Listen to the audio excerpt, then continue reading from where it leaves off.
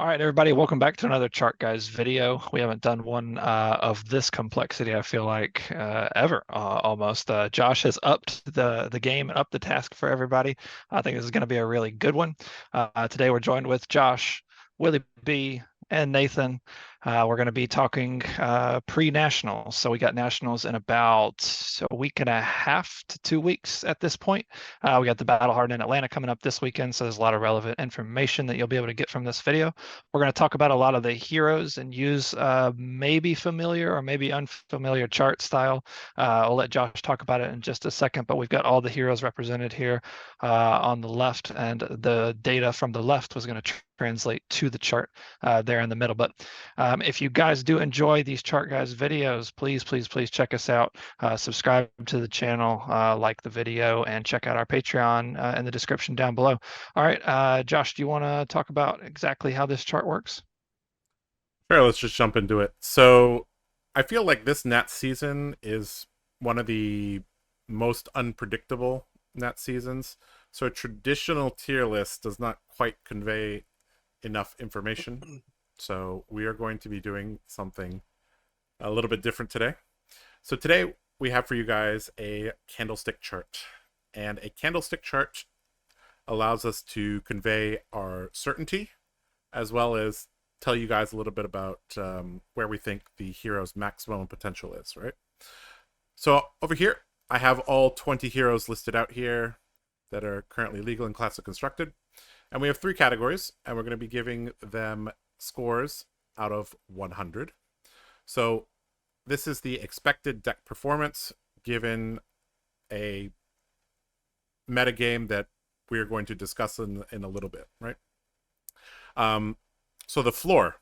So this is what we see as, if you bring this to a tournament, what if you're on the bad side of variance, if you get paired into a couple bad matchups, how will the deck perform? That's the floor, right? The ceiling is the opposite. When you're running hot, having a good day, what can you expect a deck to do when it high rolls, right?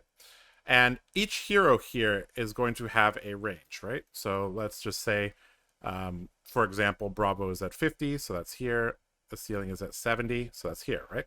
So 95% of Bravo players we expect to fall within a 50 to 70 performance rating, right?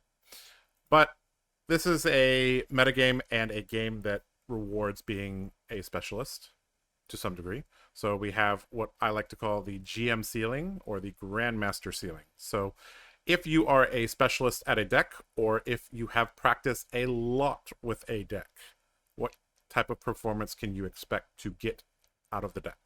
Certain heroes can benefit quite a bit from extended reps, especially decks where you have a variety of matchups, right?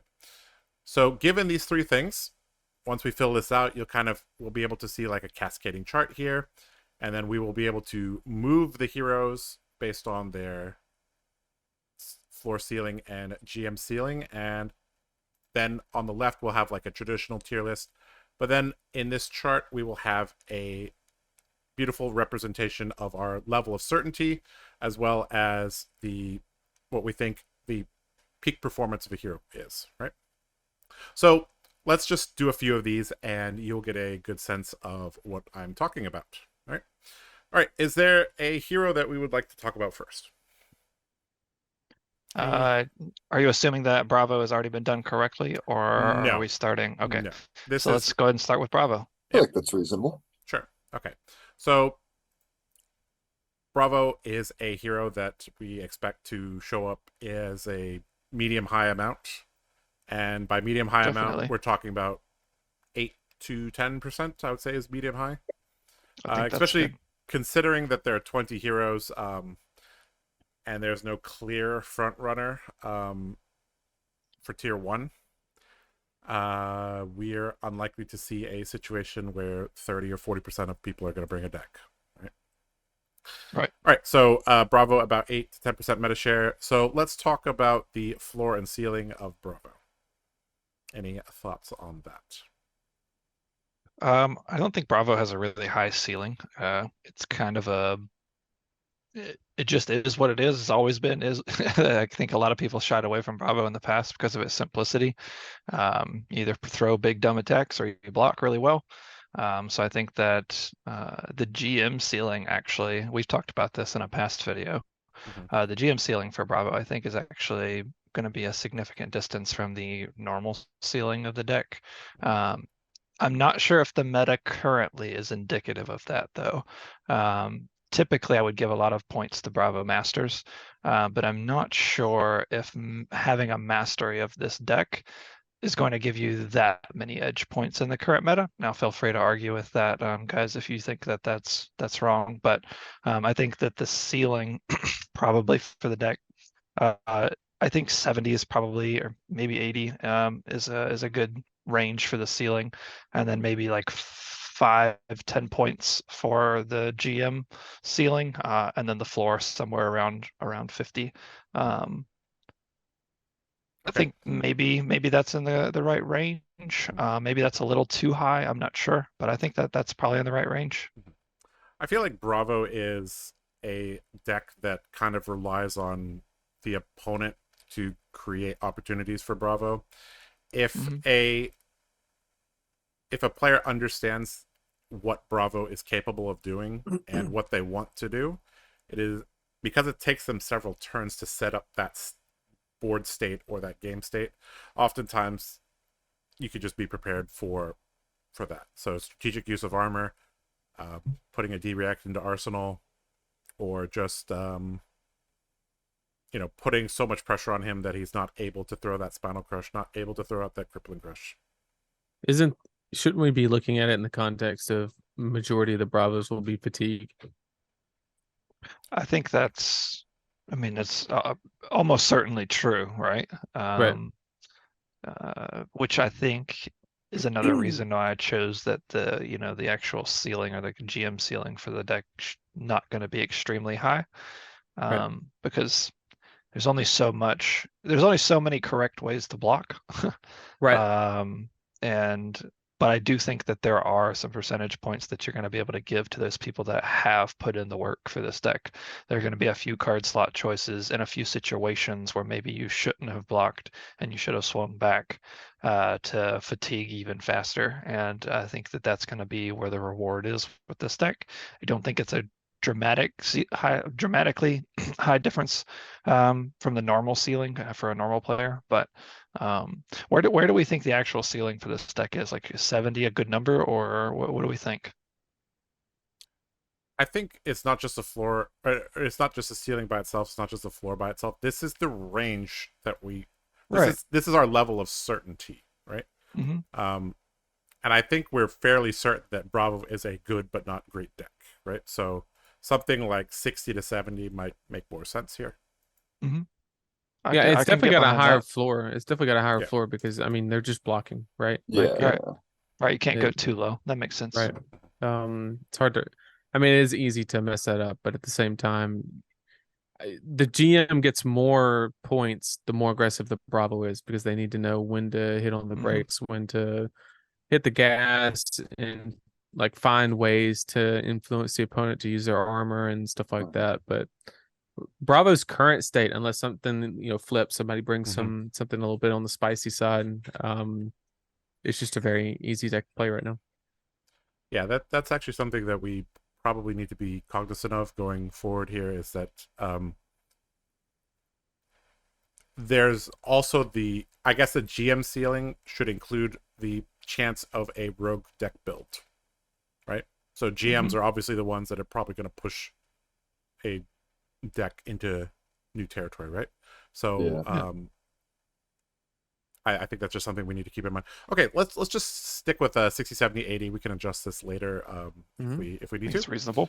Yep. Yep. Okay, so is there another hero that we want to talk about next? How about let's go all the way down to the bottom and do Arachne. All Just right. get it out of the way. Okay. All So right, Arachne's floor. Kind of low, right? the only thing I see going for Arachne right now is that He's got an okay Lexi matchup. yeah, It's actually really good. there's it can actually fatigue decks, right? Mhm. And people don't know how to play against it. Yeah, that's a big help, actually. Yeah. Yeah. So I think most people that are trying Arachne are not going to try for very many games. So this is one where I think the GM ceiling might be higher, right? Mhm.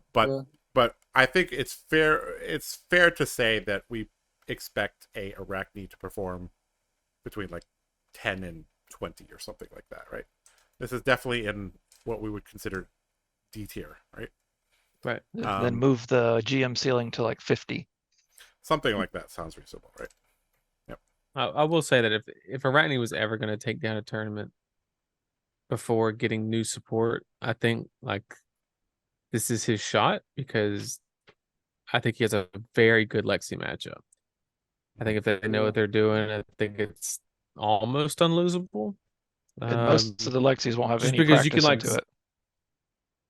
right, like well, it's just with the contracts, right? Like you're 0 for 4ing them and you block really well, but like your 0 for 4 is not just damage; it's also a card off your deck. So no matter what, you're losing a card in the situation, and yeah, I think that, but of course you still fold to Dromai, which is the main problem that it's always had, and Icelander is not fantastic either. So let's briefly talk about the math there, right? So Arachne not blocking with the 4th card from hand means they are blocking for 3 less, which means they're taking effectively 3 extra damage a turn, right? But then they are probably ripping a card off the top of the deck of Lexi, which is probably between 4 and 5 damage.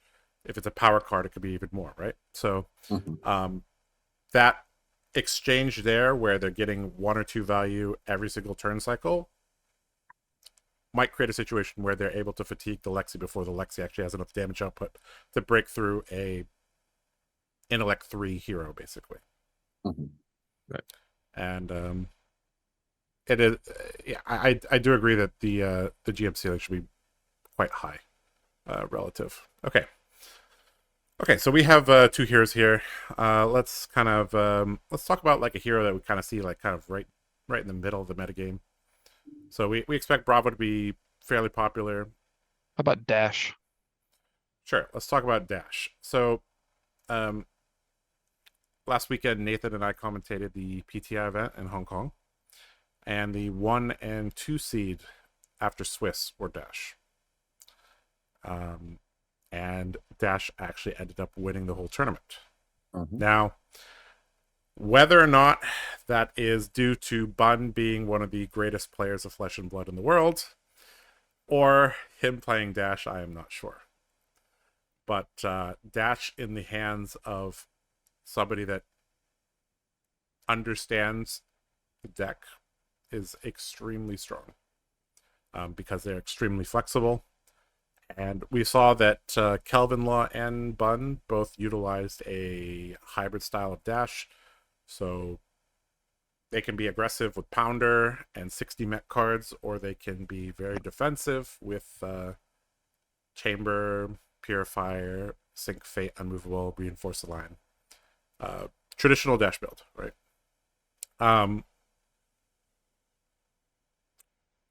If I had to say, I think actually Dash is higher than Bravo in terms of floor and ceiling.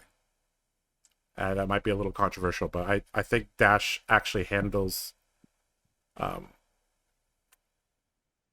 most things pretty well, even though it's very fair. Yeah, I think Dash can. I don't know its Lexi matchup as well as I should, but it definitely has a better matchup into Icelander, which is what Bravo has a problem with. So I can definitely see some percentage points there. From my experience, I'd say that her Lexi matchup is fine.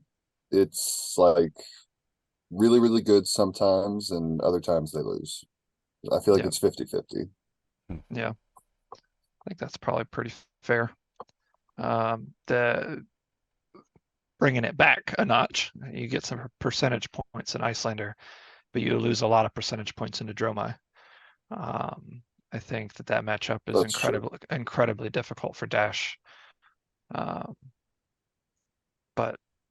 yeah, I think it's going to be I think it's a very meta game deck. Mm-hmm. Just kind of pick and choose what you think you're going to play against.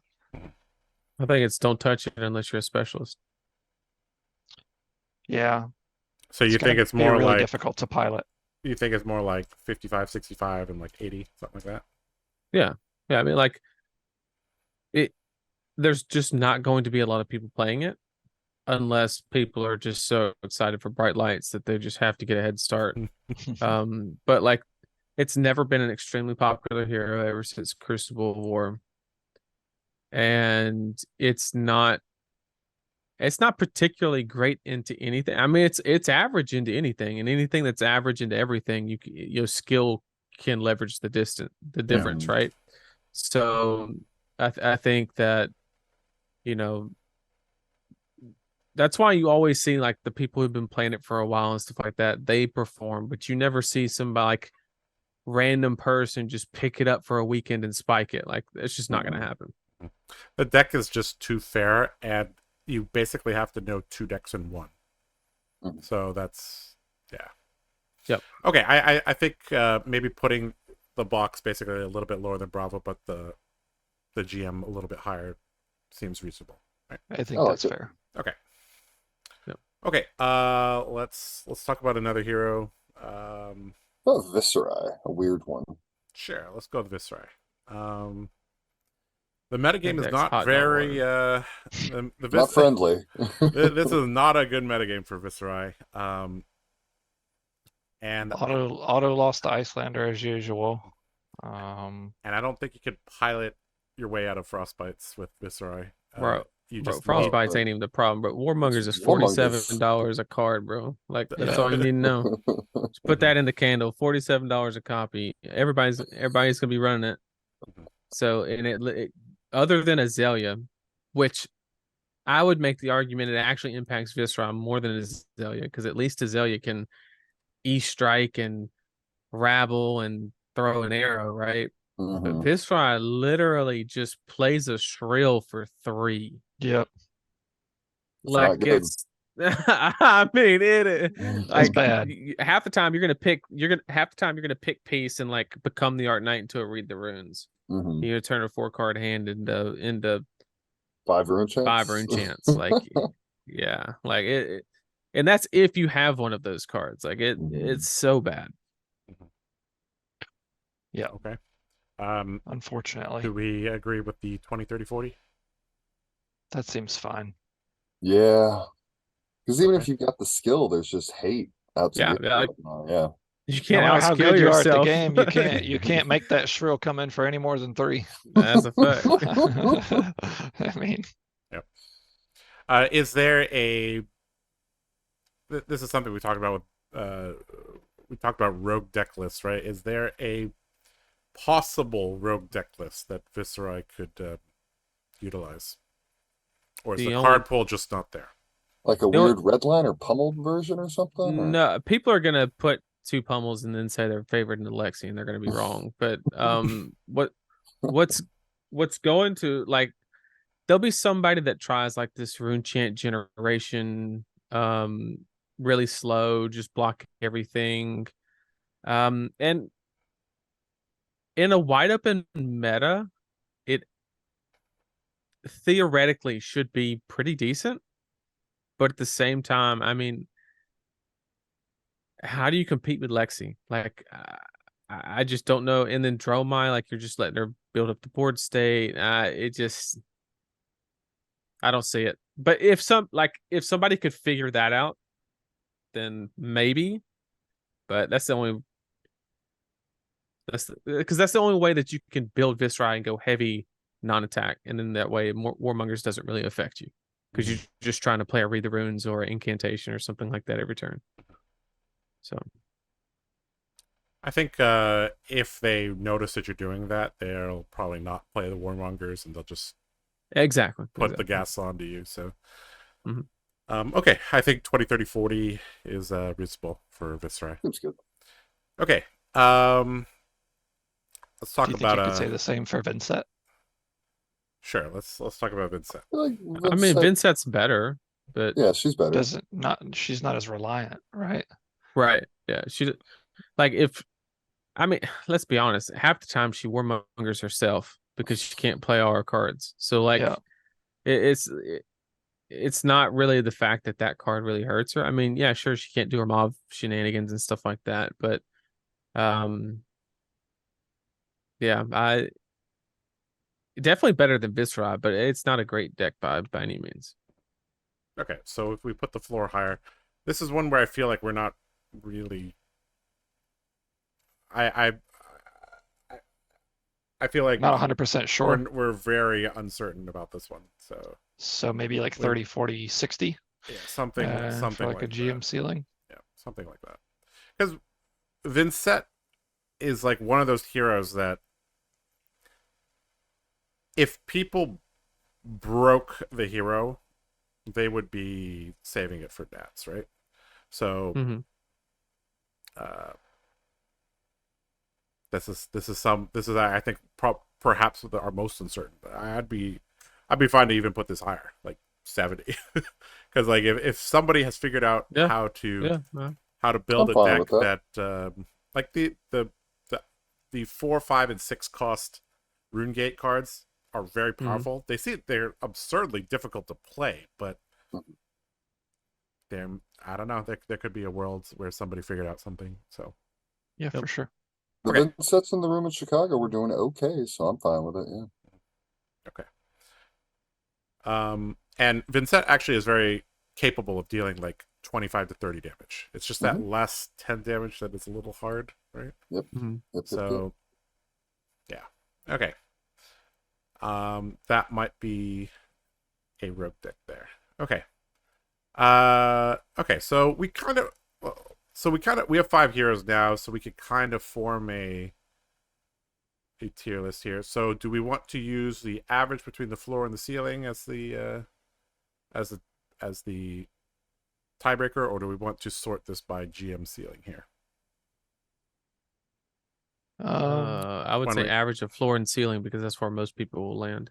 Okay. Yeah. All right. So then this is our list at the moment.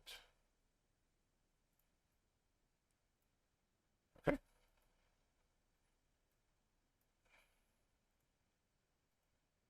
Okay. There we go.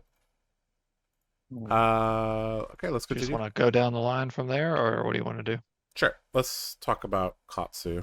Katsu.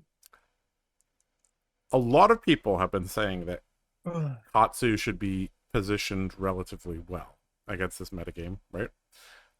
Excellent against Dromai, excellent against decks that don't want to block, because Katsu actually has relevant on hits now and is fairly consistent to land Surging, Descendant, Bonds, Dishonor. Mask of Momentum is very, very annoying for several heroes. The deck can run a decent amount of blues if it wants, and it's a wide aggro deck, so it utilizes Warmongers. So on paper, there's like 8 things going for Katsu, right? But I think this is one of those heroes where it's like the difficulty of playing the deck is actually way higher than it looks, right?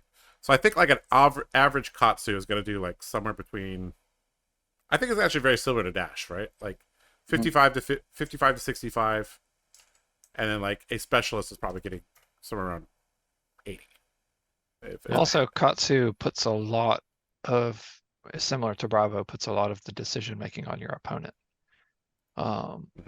And if like the GM ceiling for your opponent is very high, then Katsu's ceiling comes down quite a bit. Right. Just because if you know how to block it, Yeah. it becomes significantly weaker. Katsu is definitely a hero that you have to have a plan going into it. You can't just realize halfway through the game, you're like, oh, I don't have any armor left. Oh no, every single attack is threatening MOM now. So if you don't understand like who's the beatdown in that matchup, because Katsu is actually not the aggro deck in every matchup, right? Katsu's kind of a mid-rangey deck if it wants to be, right? It can block somewhat decently. It can threaten, MOM triggers. It can, chip down and kind of wait. if it wants to, right? Depending on the build, right? Obviously, different Mhm. builds are different, right? But most builds have the ability to slow the game down a bit. So, Yeah, I think he's got a pretty decent matchup into Bravo. yeah, Katsu Yeah. Good definitely. Bravo match, good Dromai match. I think he's going to struggle with the frostbites, though. I think a lot of people are really trying to get in the mindset of beating Lexi, Mhm. and Lexi mirror matches are encouraging more frostbite generation, and he's going to take a hit because of that, I believe. But Mhm. he's still a good choice, though. He's still got a lot going for him. Yep. There's not that many aggro decks that run a high blue count, but I think Katsu could definitely run 20, 22 blues and not hurt their stability too much, because Mhm. if you're running extra blues, you can just discard them to the Katsu trigger and just search with them, right? So if that was a red or a blue, it doesn't matter, right? You just discard it, tutor up. If you your hit. opponent. If you Mhm. That is true, yeah. So that is all, again, a lot on the opponent to decide whether or not that happens or not. All right. Yep. Okay, I think are we happy with the 55, 65, 80 that Katsu has? I Yeah. think so. Okay, sure. Yeah. Okay. I'd love to make his Zuri. ceiling higher, but Mhm. don't get to. Tell me about Zuri, Will. Zuri has a very good Lexi matchup. She is annoying as heck. Sam Dando showed me that in Chicago when he just beat the bricks off me. But the floor, This is a hero that, so these 6 heroes, we all give them a spread of 10. There's no way we're giving an Azuri a spread of 10 because their matchups are very polarized. Same, like it's a great point. Azuri and Dromai and Prism and Kano. These are heroes that have very polarizing matchups, right? So, Right. Whatever the floor and ceiling is here, it's not going to be 10. Probably Well, like what do you- 40, 65 or something. Yeah, something like that. Yeah. Will, what? Give me some numbers. Will, what are you thinking here? Well, I was gonna actually ask Nathan his thoughts because I feel like I don't know. I just have fought her from Lexi's point of view, but like, what does a Briar think of Missouri? What do you think, Nathan? It's not too bad for Briar, but I think Azuri has a good Bravo matchup, and contrary to popular belief, I think if the Azuri is really talented, it goes beyond just trying the hammer fatigue strategy. I think you can beat that pretty consistently, and so I mean that's pretty much where I would put it. I think that you can have a very bad day if you get the wrong matchups, but you can have a very good day if you just farm the Lexis and dodge the Dromais. And maybe you can put in some sideboard pieces for Icelander, make it not as bad. But currently she has a losing matchup in Icelander and in Dromai. And maybe they can fix one of those. They definitely can't fix both within the same 80. But where it stands, you are beating up on what is presumed to be the best deck. Okay, so 40, I 65, agree with that. 85. Seem about right? Seems Yeah. about right to me. Okay. Let me talk about Levia for a second. Levia, You mean Levia? is it technically Levia? Yeah, Whatever. that's what Levia. Van said. So I'm That's going what with him. man Sant and James White have said, but Okay, it's irrelevant. Levia, short for Leviathan, I guess. Levia I was so excited for her to break her way into the meta, and it seems like she has just cooled off, maybe not completely, but close to it. But her floor's got to be way higher than Arachne. Her floor's way higher than Set and Viscerai. She Azuri levels? Are we gonna say like 40, 55 here, or what do you guys think? Yeah, Because that's I think probably she's pretty still a close. reasonable deck. Like she's not bad. I also think she's gonna have a larger candlestick like Vincent, where we're a little uncertain. Mhm. I don't know. I think with her success to start off with and how much she's cooled down, I think that she's just struggling with where the meta's adapted to, where I think she's got a really good Icelander match. But I'm not sure if Dromai, Lexi, Bravo, these things, like, I don't think, I think she's pretty 50-50 into some of this stuff. Well, yeah, I was gonna And say her then, Lexi Max isn't terrible, but it's like right. 50-50, like you said, yeah. But she's not got any like real edge in the meta, right? Other Mhm. than like that she beats Right. up on Icelander, which is a small portion of the meta. So I'm not sure exactly what advantages you get by playing her. So maybe somewhere similar to Missouri then. I'd say like 40-50, maybe. And then spike her up to 70. Maybe a little s- higher than that, actually, for the GM, well, because yeah, with the uncertainty, I don't know. Maybe like 75 or something. But I don't So know. there's two types of uncertainty, right? There's the box uncertainty where we're not where the matchups and gem pairings and She doesn't whether or have any not you real roll a bad 6 or not. matchups. Yeah. Right. Right. So Mhm. her box is pretty, it should be a 10-point box. Mm-hmm. Okay. And then you think that grandmasters can pilot the deck in such a way that it would we're basically considering this like tier 1.5 ish. Yeah, I think Okay. that's probably pretty fair. Okay. Okay, so there goes. Okay, so as you can see, now that we have like a couple more heroes put in, we have like a Yeah, a better, little bit of a little bit of a cascading chart here. yeah. All right, let's talk about a big dog here. Whew, Icelander. Let's talk about Icelander. The floor is good because This she's just so darn consistent. She will forever remain one of the most consistent decks. Just Yeah. the ability to play 40 plus blues. And they're all good. They're all good. All the attacks she plays are good. There's no bad cards in the deck. Mhm. Um, I'm gonna be a little controversial here, and Go I've for it. I've said this before on the Battle Hardened stream. I think people have forgotten how to play against Icelander. And I mean, Icelander, other than Warmongers, has not gotten a card upgrade. Right? Mhm. The metagame has not shifted in a particularly like when Icelander was the best deck in the format. Right, there was Oldhim, Icelander, and Fi. Those were considered the three like at Worlds. Right, these were the top 3 decks. Right, and they right before Worlds they nerfed Oldhim, they nerfed Icelander, they nerfed Fi. Right, and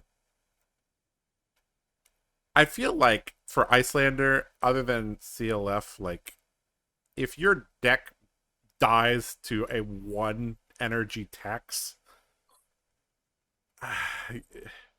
that's not a very resilient deck at all.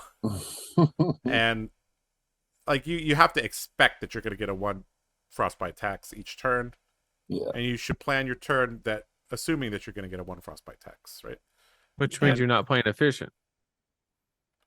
Well, this is where having a energy potion on the board or having a deck that has a flexible resource curve or a deck that constantly is switching things into arsenal helps a lot.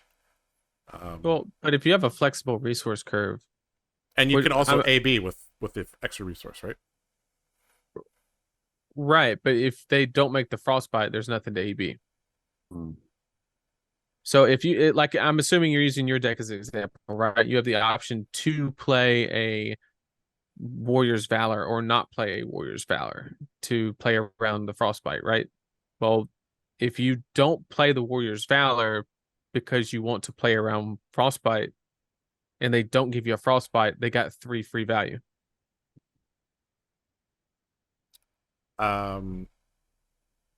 Right? So when Icelander could play things that are non ice from Arsenal. They can play Brain Freeze, they can play Mhm. Emeritus Scolding, right? It's you all if by forcing them to act with a non-attack action or just an opening attack, you get some information about the level of disruption of their turn, and then you could adjust your turn based on that, right? But if you, I think people are a little too, in many ways, some decks are too aggressive into her, and some decks are not aggressive enough into her. And I think that's what's creating some issues for people. Is like, how do I put this? Like, if you draw a hand and it like looks really good, but there's some risk to keeping this hand, like it gets destroyed by a frostbite or just gets destroyed by a blizzard, right? You might not want to keep that hand, right? But the thing is, not every deck can just effectively use that to defend, right? Because you don't really want to be defending too much because their deck is very, very efficient, right? So there has to be a pitching your reds to AB. There has to be a level of aggression against Icelander, right? So I think the situation you just described is what makes Icelander as good as she is. I mean, you draw a hand and it's like the gas hand, but then you don't play it because you're worried about the blizzard. That means they won that exchange because you're scared, right? And then if you say, okay, well, better have it, and you play your best cards in the best way you can, like you're supposed to, because we're playing a value-based game, and you get blown out by the blizzard, and then they just win the turn cycle because they turned a 4-card hand into 4 value or whatever the case may be. I mean, I want to agree with you by more than anybody else. I mean, I put her in C tier when I made my tier list, right? But I think people not knowing how to play against her is not a valid argument in week 6 of the meta. After 3-4 wins in a row. Right. Like the first one, okay. I get it. The calling had some matchups that were favorable, sure, but then like you keep going and it's still like, even this PTI event, it made it to the semis and got a bad matchup in the dash. So if that dash wasn't there, you bet your ass it was in the finals, right? I agree Icelander is strong. I'm just saying that I believe that it is one of those heroes that is much more difficult to play into than to play, right? Very similar to that's just ice. Yeah. That's just ice. Like, yeah. So TLDR, get good, and you should be able to handle. Obviously, the top tier Icelanders are going to be very, very difficult to deal with, but like your average regular Icelander, there's definitely room for piloting error in Icelander. And this is one where I think like the GM ceiling might be 100, but the ceiling of the deck is like 80 or something like that, roughly. Yeah. I could agree with that. Okay. We think this deck is very, very, very consistent, right? So maybe like 75, 80, 100, something like that. Yeah. I'm fine with that. Okay. All right. Any other thoughts on Icelander before we move on? No. I don't like them. Yeah. That's it. I could agree with that. I just don't like frostbites. Yes, as the man who tweeted the other day, what are your thoughts about frostbites in the meta? And apparently not a lot of people mind it. It's part of card games. Yep. Death and taxes comes for everybody, right? Yep. All right, let's talk about the other top 2 deck at the moment. Let's talk about Lexi. This one. I think this deck is also very, very consistent, but it is the quote-unquote deck to beat. So every deck basically has a plan for it, and every deck has a lot of experience into it. And there's not much innovation in the deck lists at the moment. So you can put Lexis on like 70 cards pretty consistently. Yep. I think it's fairly easy to play. Extremely consistent, extremely powerful, and has a reasonable GM ceiling for the micro decisions that need to be made to win the really important matches. I'd make the argument that ever since Bullseye Bracers is gone, the GM ceiling is just hot dog water. There's still some micro decisions. I mean, there's like losing some stuff Bracers you did a can, lot. but like a lot of the decision points where you got a major edge revolved around that piece of equipment, and it's gone. Yeah, Well, just no, like you're that one correct. little play that Will learned earlier, right? Like I Mhm. won't mention what it is, but like Right. there's just little things like that that are going to make the Sure. difference on whether you make it. That might actually just win you the match because, Oh yeah. Right. and as we all know in Flesh and Blood, aggro matches come down to 1 to 2 life Yep. many times, and maybe you made a play where your Hornet Sting did 1 damage and you wouldn't have done the damage before, or maybe you know, arsenaled a card and saved it, got 2 extra value out of your rain razors or something. And like, Mhm. there's just little things like that where like the run of the mill person playing Lexi is going to falter. Right. And also, you know, it's not easy to block with either because you have the only blocking you're doing is with the cards in your hand. Mhm. You get 2 free points of block out of your, you know, your whatever the heck it's called, Hornet Sting and your tunic. Mhm. Maybe cover up a couple break points throughout the match, but the rest is just I need to either give them a couple cards and 3 of a kind to draw up some more cards, you know, that kind Mhm. of stuff. But knowing what to block, when to block with the deck, there's a little bit of skill curve there. Mhm. But I would argue as far as consistency and you know, like for like a new person that wanted to pick up the deck is at a power level of no other deck in the game right now. The cards are just insane. Mhm. But maybe like Josh has it here, but I would argue that the ceiling is also 100. Hmm. That's up for you guys to discuss because Will actually plays Lexi and I'll say 95. I think Nathan's actually right that the ceiling was chopped off a little bit by losing the gloves, but there's wiggle room to get advantage by knowing certain things that not every Lexi's gonna know or have done before. I I'll think the people that have been playing Lexi since PT3 are going to be the same people that succeed in this tournament. Mhm. Right. I'll make a little off the wall prediction. I think the floor is actually a lot lower than that.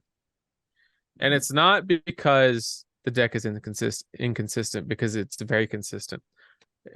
I think that because it's the deck to beat, everybody when they are building their 60 cards or their 80 cards, they are saying, what am I doing against this deck? Mm. Nobody is building a deck without asking themselves that question. Yep. And it's going to lead to a lot of off the wall strategies that you're going to have to see, not recognize, adapt, and beat Mhm. in 55 minutes. That could be anything from, you know, a ninja with a bunch of sigils and you played an aggro 60 into them and they're trying to fatigue you, or you run into Decimator Axe story when you were thinking you were going to run into Dawnblade and you put in your D-reacts that are doing absolutely nothing, or you know, whatever the case may be. There's going to be a lot of, because you can't approach the Lex. Nobody can approach the Lexi matchup on the basis of value because you'll lose every time. So people are having to come up with these off the wall strategies, and I think just like calling Birmingham, a lot of these Lexis are going to walk into situations they know nothing about, and they're going to get surprised, and they're going to take a lot of losses that they wouldn't have taken otherwise. Making the floor, if you run into a lot of those, make the day a lot worse. Yeah, I think you're right. Sure. All right, we'll put it at 70, 90, 95 then. Cool. Okay. Well, top of the list right now is Briar. Let's talk about Briar. Oh Lord. Okay. Well, if you don't draw all non-attack, she's 100. But the problem is you're going to. No, I think she's an okay deck. I don't I think the ceiling's really high. If you got a lot of reps on her, maybe it warrants it, but like I don't know. It's kind of the same thing. You have Warmongers, there's a tax being paid on the deck right now, whether the opponent runs Warmongers into you or not. There's some deck building decisions that have had to have been made because it exists, which fundamentally makes the deck a little bit weaker.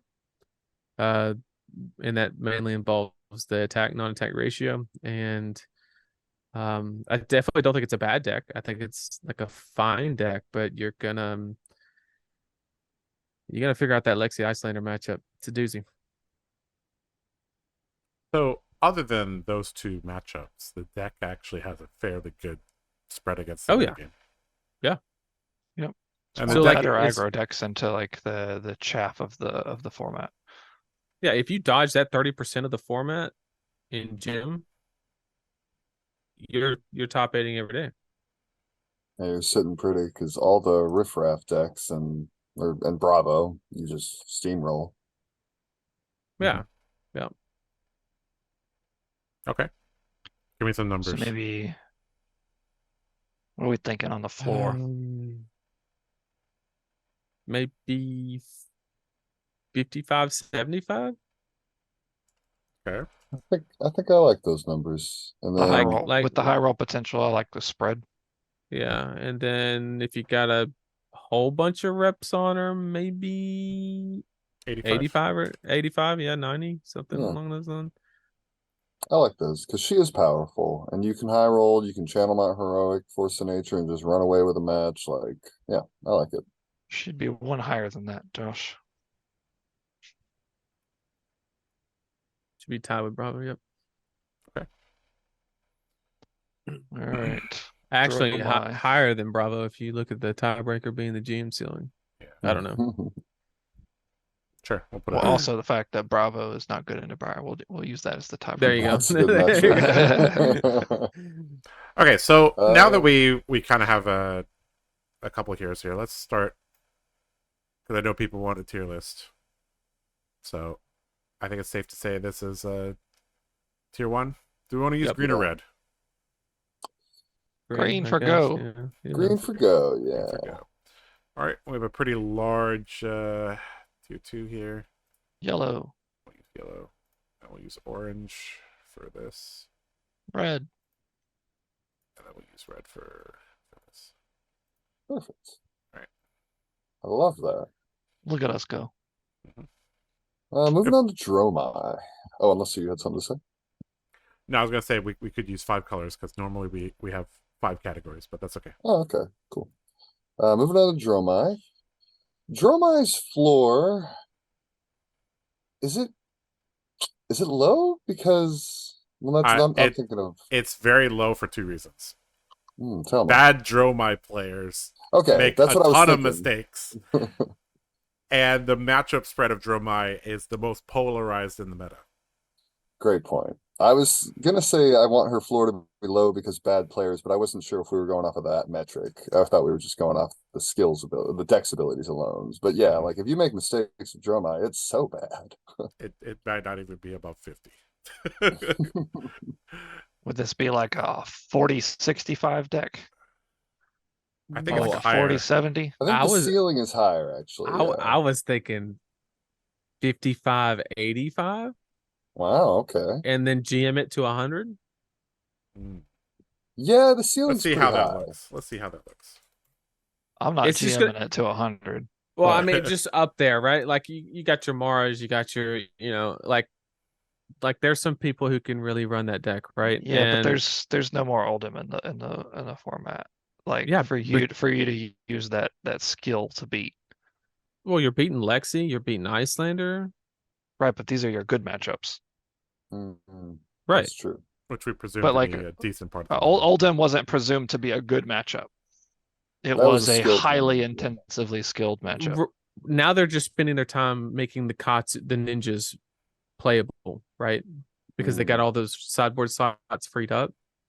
And that is now where you basically had to come up with like a whole new skill set on like how to be a lot more aggressive in certain spots. And that's why like there's just a lot more Empress running around than Big Dragon right now. Because your gym pairings can go bad. Bravo is not Not favored. not amazing, Uh, but the more defensive they are, then it's actually not that bad. So like you're kind Yeah. of winning on that front too. So like out of those top 5 decks, your only bad matchup is probably Briar. Katsu's nipping at your heels if you run into one, but yeah. Right. I've heard some people say that like it's not that bad of a matchup because of Katsu's inconsistencies. You know, like if he doesn't draw a starter or you know, and Dromai naturally wants to block, which kind of counters Katsu's whole, you know. Yeah, the Kodachis whole don't kill too strategy. many things other than the little babies. So Yeah, Yeah. yeah, they just don't play Rake the Embers, right? Like there's no point in laying down Ashwings if they're just gonna get dachied out, right? So I think you can do very poorly with this deck. I think you can do amazing with this deck. I think it just depends on gym pairings and you as a player. Daddy Jim be with you. Okay, so this averages out to, what is this? 130, so 70. 70. So that's Above Briar. above Briar. Make it green. Make Yeah, it why green. not? I think she deserves to be green. Yeah. Green for go. All right, Uh-oh. Azalea. Oh, how the mighty have fallen. This Poor, deck. poor Azalea. As soon as they gave her all the tools, they said, "Here's a warmongers." They're like, well, we have to put a stopgap in there just in case she's overpowered, right? let's print 30 cards that are good and ones that's She bad. was so excited to be really good, and then they just said, nope. Yeah, I think this I'm- one has a pretty low ceiling. Yep. Or low floor, sorry. I What mean, she numbers would still we is give an her? okay Lexi matchup, but like, Can isn't they everything else just hurt? can they deck build their way out of this? Rabble, CNC, give and take. I just feel like she's the strongest when she's doing what she wants to do, though. So it's just like, Well, yeah, if you're doing that, then you're just playing Briar with shitty armor. True. Like, I mean, like that's the whole thing about Warmongers is like there's so many decks in the format. They're just paying a price for the card existing, and it's making the overall. Now, I will say that if, for those of you who didn't see, Chris Lyalley played a very interesting match, and I recommend everybody to go watch it because it was the Dreadbore deck. Yeah, it was very interesting. And if he wouldn't have brought that deck to that event, I would say Azalea, if you were able to bring that deck to nationals and nobody knew about it, it's a deck that is gonna like slap the Bravos, right? Because nobody's gonna be expecting it. But now it's as simple as, okay, let me cut a few of these D-Reacts, that way they don't clump up as bad into the Dreadbore, right? And you just like adapt in that way. Maybe it proves you, because you have so much armor and stuff, that you don't even actually need that many D-Reacts. Because I think that's also how a lot of the Lexis are trying to approach the matchup too, is kind of like pricing them out of the D-Reacts by making Frostbites more often. And maybe the Bravos can say, okay, I'll just not play that many D-Reacts except for Staunch and maybe Sync, and then like put a little bit more life gain in or something, or just focus on blocking without D-Reacts. Azalea has a very split matchup against the top tier decks, right? Not great into Icelander, Dromai, pretty good into Lexi. And that's creating the floor of this deck is quite low. But you get paired into Lexi or, you know, some of the aggro matchups, you could land a few wins there. Is this a deck that rewards piloting, or is it? Have you seen Levi? Levi's pretty good. The dude's a wizard at it, bro. Like, I played him at the PTI event in Chicago, and I was just mesmerized. I mean, the way he was like flipping the cards and like everything was all it was the coolest thing to see. Shout out Levi.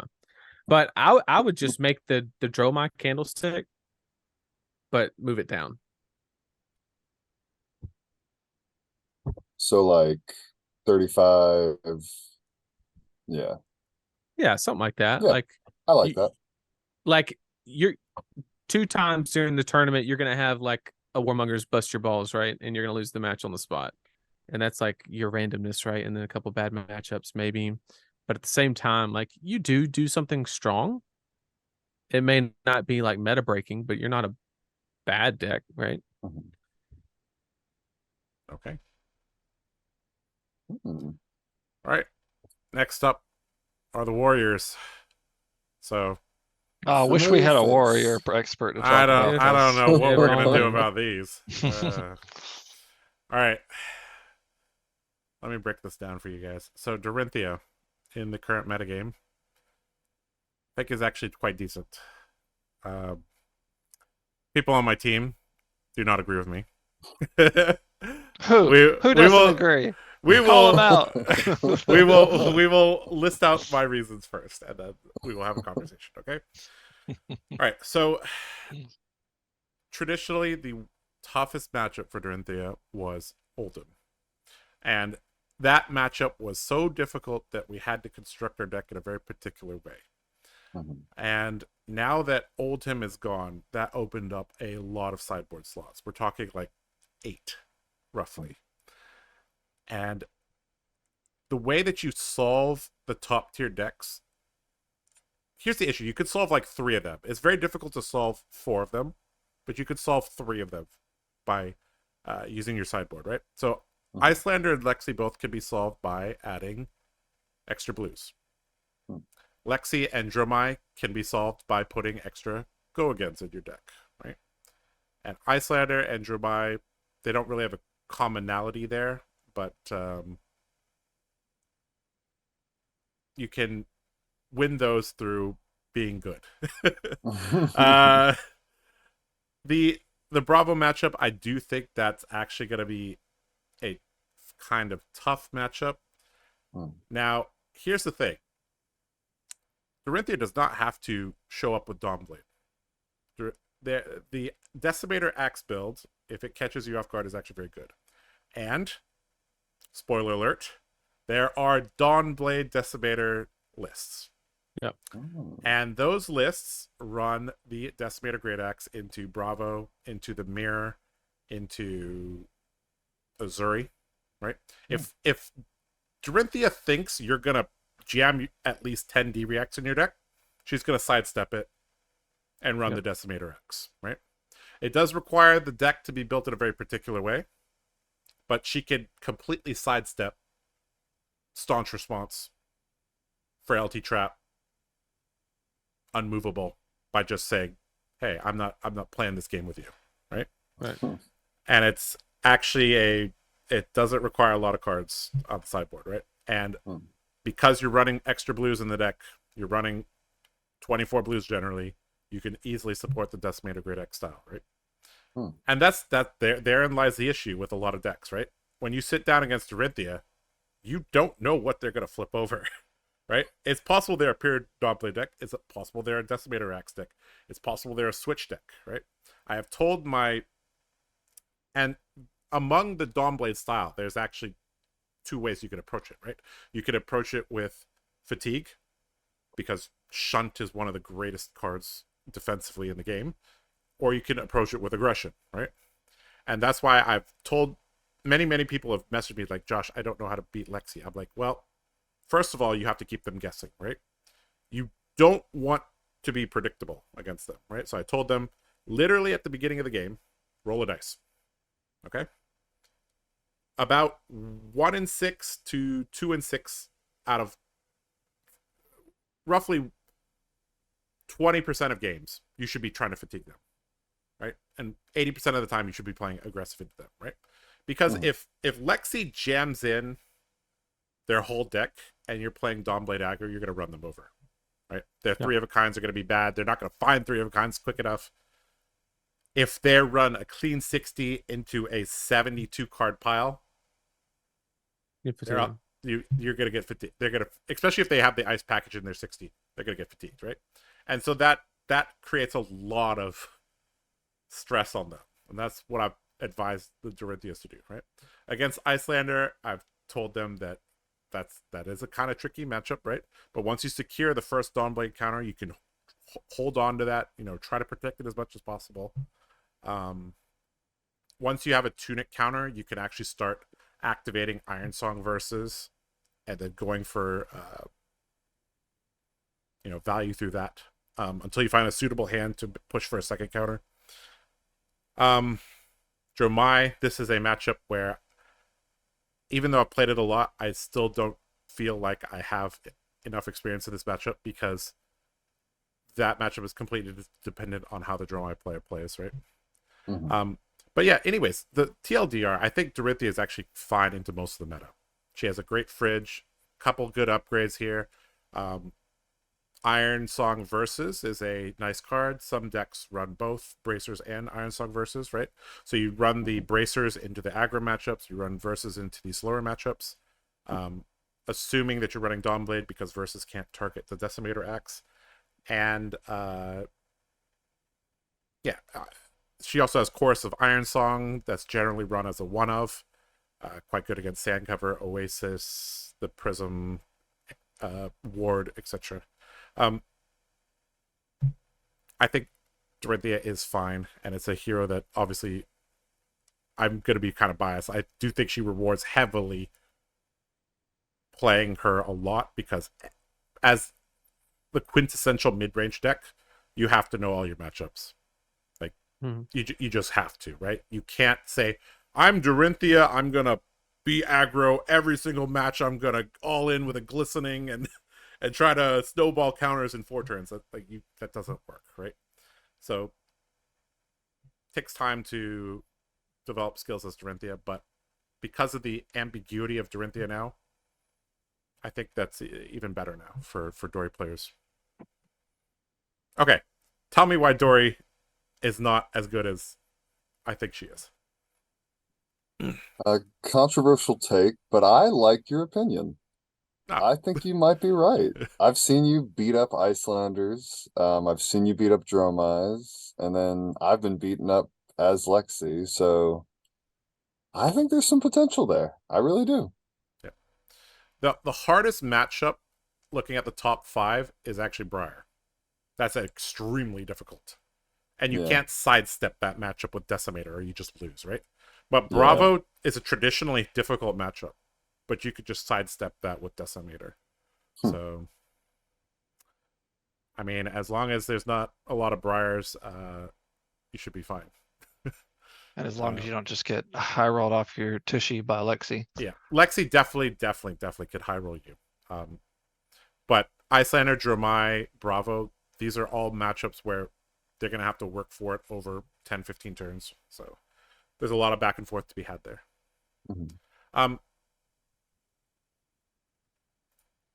In terms of spread, I think it's fairly compact. Dory has a fairly stable matchup spread. Yeah. But her power level is not very high because, frankly, a lot of people... So, when I watch Dory games of other people, I disagree with a lot of the decisions they make. That's a nice way to put it, right? And I feel like a lot of people are either playing it too aggressively or not aggressively enough. And a lot of the deck builds currently get destroyed by Sink Below.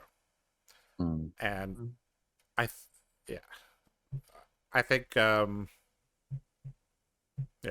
I think you gotta really avoid trying to get blown out by Sink Below. So 50-60? Yeah, I think 50-60 seems about right.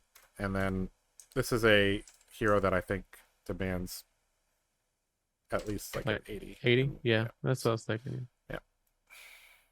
So that would put her right next to Bravo. No. Or no. Like right here, right? Yep. And then Bolton is just half that, right? Oh man, Bolton's in trouble right now. Bolton needs some milk in his soul. I've talked quite a bit about Bolton on the stream last week. Let me quickly summarize because I don't want to bore Nathan with talking about Warrior for 18 minutes. He ain't it. They held back with the design of Bolton because the combo deck exists. And that has created very, very clunky situations with deck building with Bolton. I have tried many, many, many, many things with Bolton. The strongest thing that you could do with that deck is still combo. Sorry. Yep. Raiden is just not quite good enough. The Soulbound Resolve helps. Iron Song Versus helps. Banneret of Banneret of Courage, Banneret of Gallantry are fine, but it doesn't address the fundamental issue that you have to charge a card to have a relevant turn, right? So I've tried 12 different builds, and I just could not get that deck to where I want it to be. I think the combo deck, secretly though, when the meta game is like just right, you could bring combo bolt in and do fine. There is some generic hate in the format, but you know, there could be a meta where we don't see so much CNC, we don't see so much censor, we don't see too many frailty tokens, and all. There's a lot of things that have to line up. But when the meta game is actually perfect for combo Bolton, it's very difficult to deal with. All right. I can't in good faith put him like I'm guessing like 25, 35, something like that, or 40 maybe. He has a bit of a matchup spread compared to the other ones. Yeah. And if you're very, very good with Bolton, maybe 55, something like that. Yeah, I just was feel gonna like say he's kinda- I was gonna say 50, but he's on Yeah. Warmonger, so give him 55. Yeah. All right. The trouble is like kind of like Viscerai, where there's just things that hate on him. Like a frailty is just the worst right now for him. Are you talking about frostbites? Frostbites too, but frailty, that's backbreaking for combo. Like Yeah. Yep. well, He is a moving on ton to of fun Fun. though to play. Oh yeah, Bolt's awesome. Yep. All right. Um, Who else is fun to play? Fi is actually pretty fun to play. I know that might Fi be a is fun. Yeah. That's my mantra. Yeah. Fi is not a good choice right now. All right. Why is Fi not a good choice at the moment? Because I mean, you can make him, you know, Kadachi Fi with flick flacks and stuff like that. But aren't you forsaking everything about Fi that makes him great if you do that? In my opinion, at least. I just don't think, aside from Dromai, like what's favorable for him right now? Like Lexi is just gonna out aggro the heck out of him. If you're trying to fatigue, why aren't you just playing Bravo? He still doesn't have Belittle, so Icelander, that matchup didn't get better. I guess Briar, you know, you're still the faster aggro deck, but I don't know. I don't see too many reasons to play Fi right now. Mm-hmm. I agree. 30, 40, I'd 50. put him. I agree, but I don't want to. Like, I don't know. Like, there's a lot of arm in the format, so Mask of Momentum is kind of doo-doo. And especially when you don't have breakpoints like Fi does. Or he has the lack of breakpoints unlike Katsu, right? And the one thing that he does have though is consistency. Yes. I'll give him that. Like he has like Fi kind of just says, I'm gonna do 14 damage every single turn. Can you beat me? And Which is good. Like maybe that's good. Like I don't like it's not bad. But I just don't think I think it's good, but it's just not good enough. Simple as that. Yeah, I agree. Okay. He's got he has to have like a small box. Like, Yep. He has a small box. Tiny box. 35, 40. Yeah, that'd be fun. Boy got a little box. Little box. All right. B5 phone. These four heroes here, we kind of left them for the end because we don't really expect to see these four heroes. I guess Kano's probably what, like 20, 50, 70 or something silly. Bro, I I got like 20, 50, 80 even. Like, Yeah. the 70's good. 70's good. We won't give him too big of a head. We won't give him too big of a head. That's Yeah. a fact. Yeah. They already think they're hot shit, literally. All right, tell me a little bit about why you think Kano deserves this. These Polarizing matchups.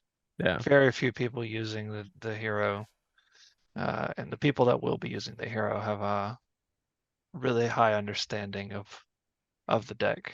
They know they're not going to win. They just bring it anyway. It's Um, okay. So looking at the lists, like, okay, so Icelander has AB built into the deck, and Icelander's traditionally favored in the Icelander versus Kano matchup. Lexi has Spell Void 2 with Shock Charmers. You have and plus the Tress. Trench.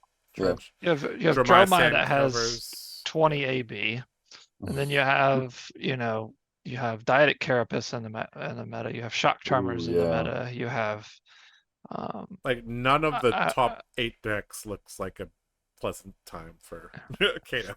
Well, honestly, I think Icelander is the favorable matchup for Kano, if I'm not mistaken. I was going to say, is it not? I thought Kano had a slight edge there. I think Kano has the slight edge in that match. I don't know. I just heard Hayden Dale say one time that it was super bad matchup for Kano, and he plays a lot of Kano, so I just take his word for it. I'll take his word for it. But every Kano I've talked to in Blitz has told me that in Blitz it's a much better matchup. But I don't know if that matters at all. But you have Aether Wildfire, so I can imagine that it would be pretty hard to be not favored, but I don't know. But anyway, I don't know anything about Kano. I hate the deck. I hate the hero. I think it should never have been printed. But I think if you asked the average Kano player what the worst thing to happen to them would be, a lot of them would say Oasis Respite. And I'm gonna go against the grain and say the worst thing to happen to Kano is Icelander. And not the matchup, but the fact that she's doing so well and has done so well for so long. Yeah, AB is going to be prevalent in the meta. Exactly. Just that situation where, if I catch everybody off guard, it's just not going to happen while Icelander's there. Yeah. And so he can't bring the surprise factor, so he's not gonna do that good. Reinar. Good old Reinar.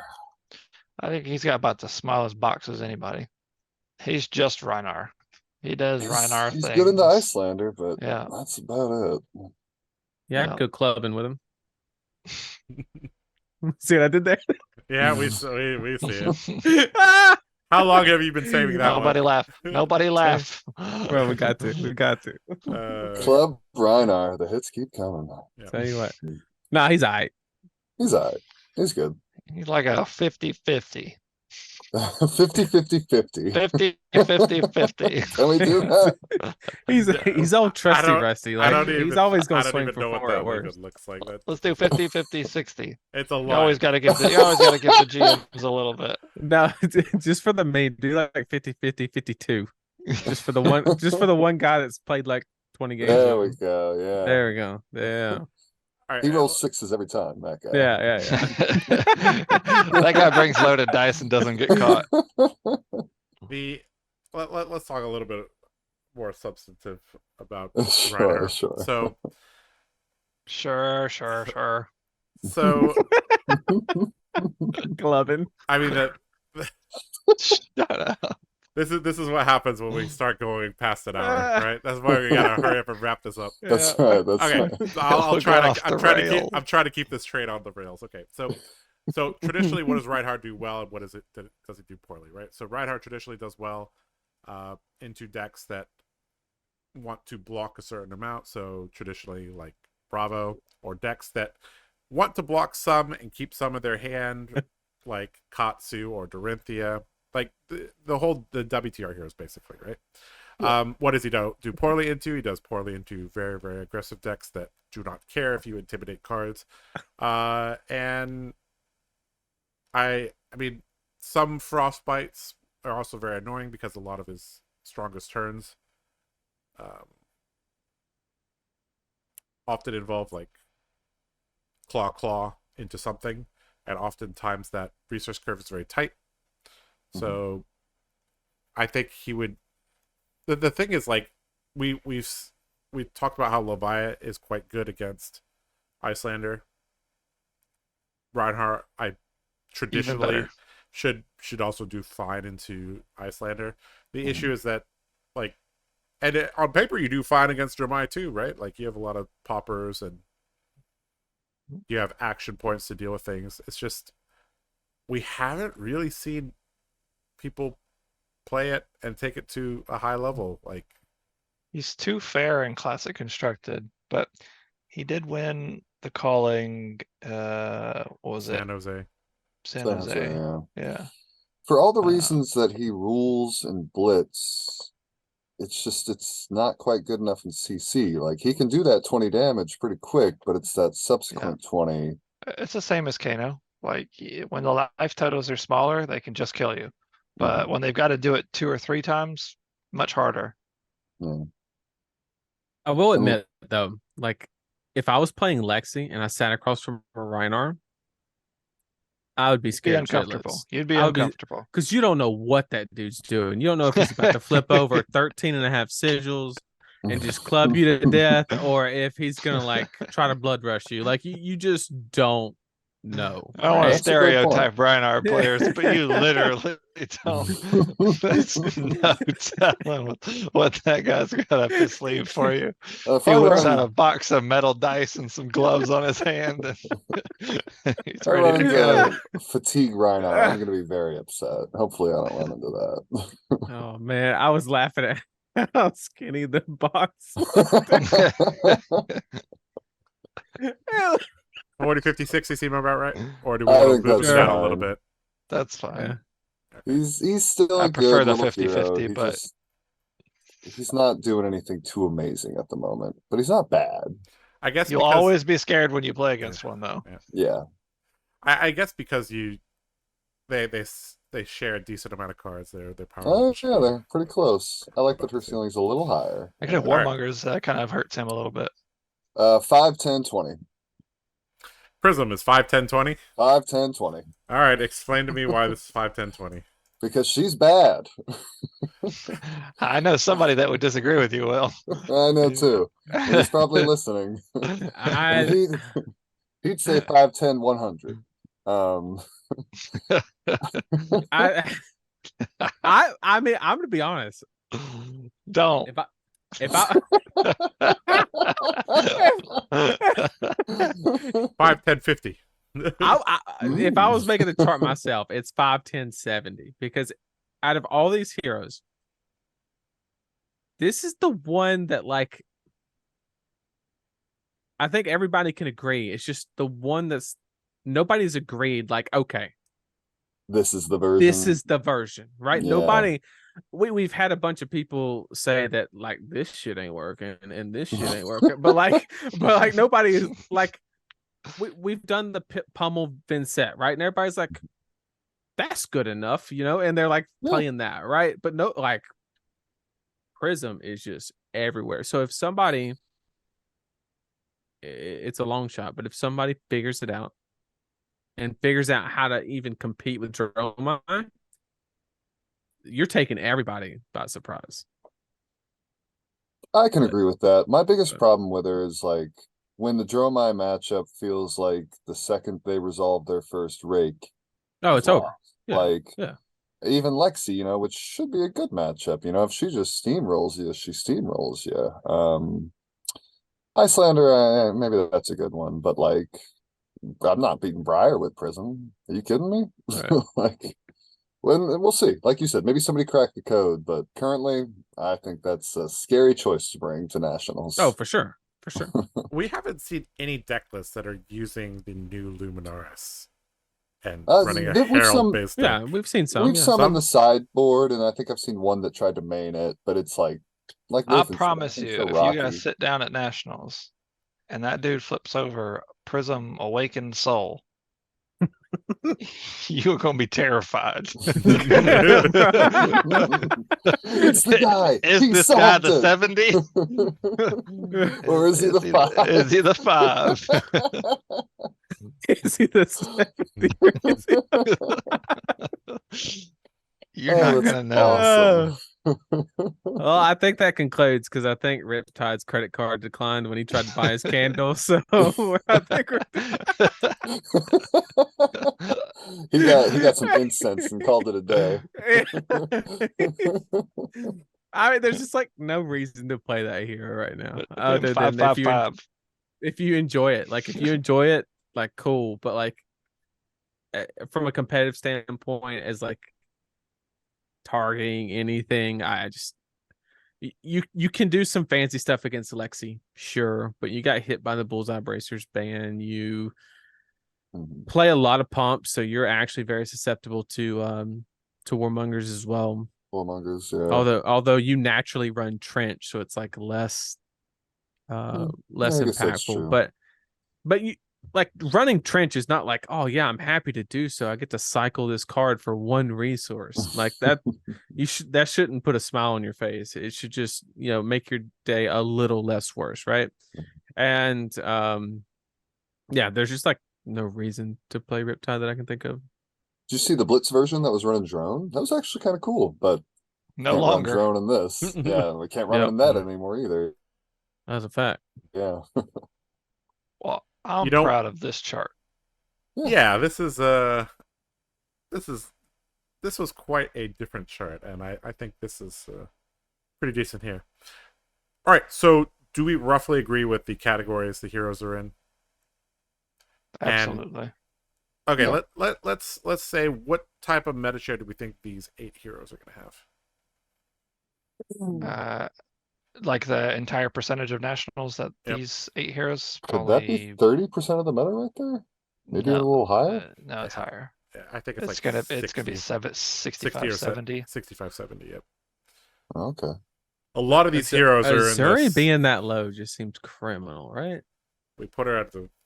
She does have She's like got a high GM ceiling. I mean, you could Oh, give her that's a- why she's yeah. so low. Is because like she has a big Ah. box because the matchups are polarizing. And, okay. paint her yellow so she can sleep at night. All right. Yeah, she doesn't deserve to be categorized. Yeah, you're right. I mean, like compared her to Fireman set, like that's come on. Okay, that looks better. You're right. Okay, so now we have 3 heroes in what we consider tier 1. 6 heroes in the Tier 2? tier 1.5, tier 2-ish. No. This is like our tier 2.5-ish, tier 2-ish, depending on how you consider it. And then And this our is tier the this is This is You should- DNP. Do not bring. unless you broke Kano or Prism, then bring them. So we can see. Yes. Broke Kano with no new cards. You broke him. Okay. Yeah, I think this is a pretty good chart. I get down with it. Yeah, I Alright. can dig it, as the young people would say. All right.